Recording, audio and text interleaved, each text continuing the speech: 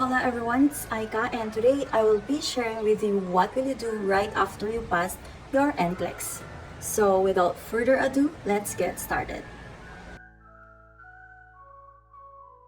Basically, the first thing that you need to do is to find an employer that will sponsor you to the USA. You need to know that there are two types of employers in the USA. The first one is the direct hire and then the second one is the staffing agency. So in direct hire, there are two kinds of it. The direct facility hire, in which the facility is the one recruiting you through an international recruiter. And the second one is the direct hire through an agency, in such a way that the agency only serves as a bridge between the RN and the facility. Meanwhile, when we say staffing agency or the SA, the agency is your employer and not the facility. Both employers have advantages and disadvantages, so let's start with the direct hire. So in the direct hire, the facility is your employer. It just means that the offer for the wage is definitely higher compared to the staffing agencies. Your insurance and other benefits like the overtime pay, night shift differential are the same with the other nurses within the facility that are or that were hired by the facility. Additionally, there is a greater stability in the direct hires because the facility that has been offered to you initially or on your offer letter will be the same facility where you will be deployed. You can also migrate to the USA with your dependents at the same time. And what I like the most is that the fee bill as well as the flight will be shouldered by the direct hire employers. However, there are also disadvantages of such. For instance, you will pay initially for your NCLEX application or examination, your visa screening, and other fees. However, this will be reimbursed by the employer as soon as you are deployed in the USA. The international nurse recruiter as well as their partner law firm case manager will be your direct contact during the entire application or processing. However, as soon as you are deployed in your facility, your inquiries will be addressed by the HR of that facility. That means that the international nurse recruiter and your case manager from the law firm will not answer your questions anymore. So those are but some of the advantages and disadvantages of direct hire. So what I have mentioned was the same offer with mine because I was directly hired by a facility.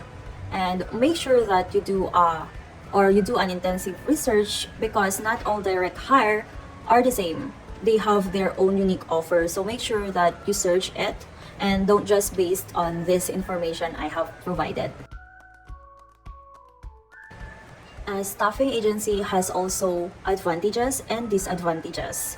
The most popular advantage of such is that they provide assistance, including financial, for all the RNs. They will pay for the NCLEX examination as well as the visa screening. So if an RN doesn't have enough savings, then SA is ideal for him or her. Aside from that, they also have a case manager from the day they sign their offer letter until to the last day of their contract. So that is the big difference between the direct hire and SA. They have a case manager all the time, while in the DH, their case will be transferred to the HR as soon as they are deployed. So as I've mentioned, SA also have disadvantages, and the number one disadvantage of such is that the agency is the employer and not their facility. What they do is that SA match the experiences or the skills and ability of an RN to their partner facilities. It may be hospital, home care, or any other facilities that are open for employment in the USA.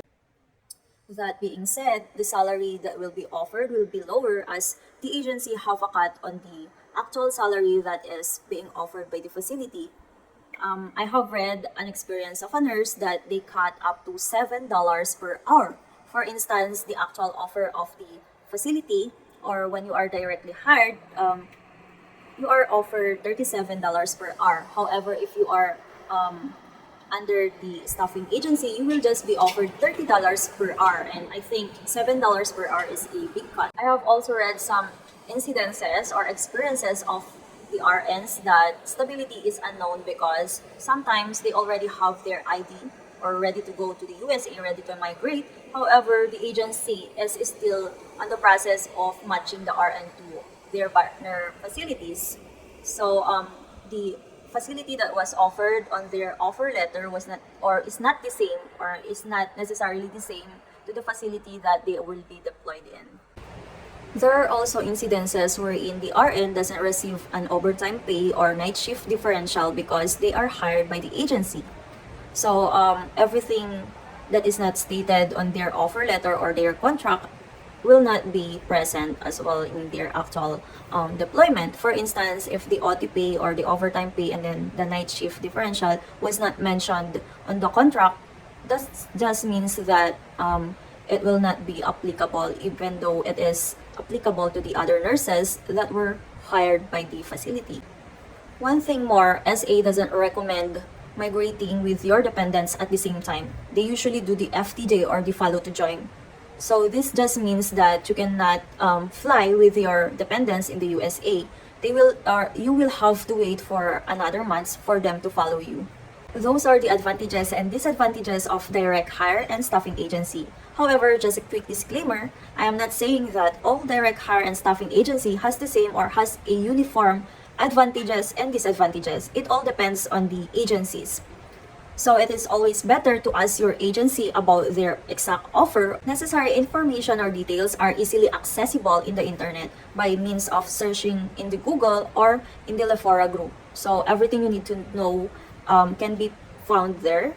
Just use the search bar in Lefora group. You will be able to read a lot of experiences by our RNs that have been through the same thing.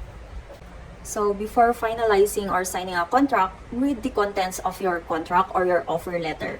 If you have questions, don't hesitate to ask your agency because it is better to ask now than regret later. So anyway, aside from that, you also need to ask if the facility or your employer has current PWD or the prevailing wage determination. So the PWD is actually required by all the facilities aiming to hire international nurses. It will be approved by the Department of Labor in the United States of America. Once they have this, it just means that the RN's waiting time or processing time will be reduced. So if the employer doesn't have a current PWD, the nurse will wait for additional 6 to 9 months for the approval. So make sure you ask this before you sign your contract if you want to arrive in the US as soon as possible.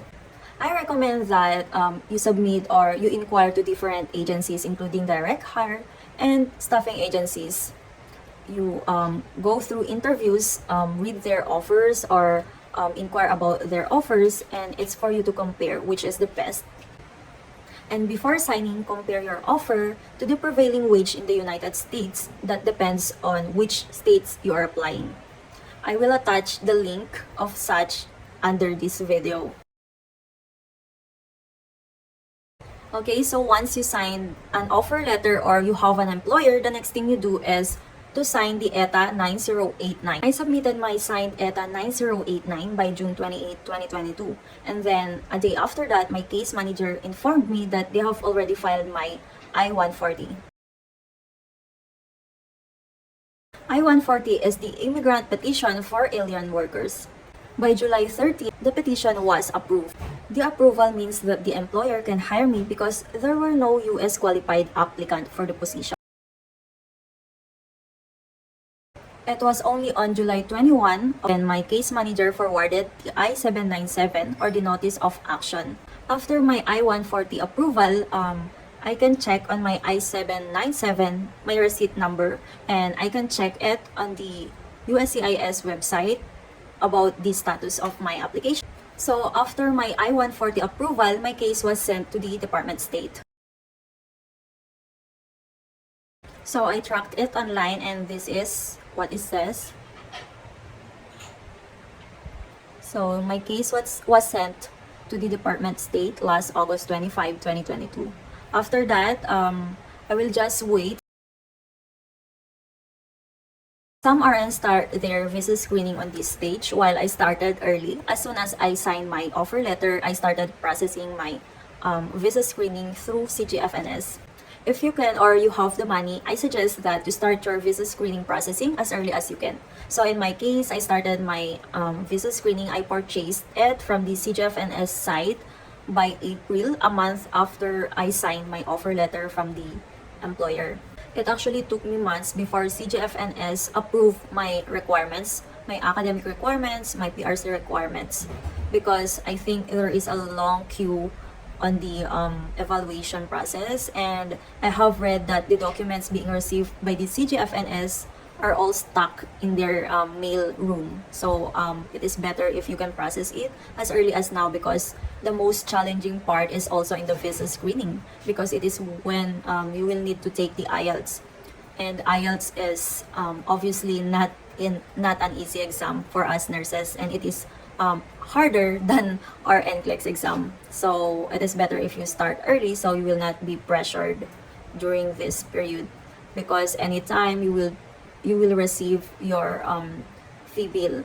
So that's all. I will try to make a separate video for the visa screening, because it took me like 5 months or 6 before I finally got my visa screen certificate. Here's my timeline. By March 6, I passed the NCLEX. March 7, I immediately had an interview with the direct hire through an agency, but I was not satisfied with their offer, but it's fair enough. March 2022, I have had an interview with direct facility hire and signed their offer letter the following day. They claimed that they already have a current PWD at that time.